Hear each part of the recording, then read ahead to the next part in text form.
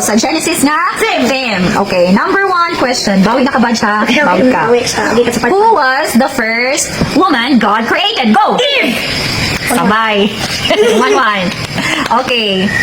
Second question. Unsa man ang kauban or nakasulod kauban ni Noah and his family sa ark? Go! Animals! Sabay gihapon. 2-2. Third question. Unsa man ang gibutang sa special nga thing nga gibutang ni God sa sky para ni Noah? Go! Rainbow! Sabay gihapon. 3-3. Tayo gihapon. Unsa man ang gift na na-receive ni Joseph from his father? Go! Ako tayo many colors! Okay, sabay. 4-4. And this is for 10 points. 10 points ni ha. Unsa man ang mas bigger. Last na question ha. Unsa man ang mas dako, ang Ark of the Covenant or Noah's Ark? Go! Ark! Ako naman Ark! Unsa nga Ark? Noah's Ark! Oh, Noah's Ark! Okay, tayo sila.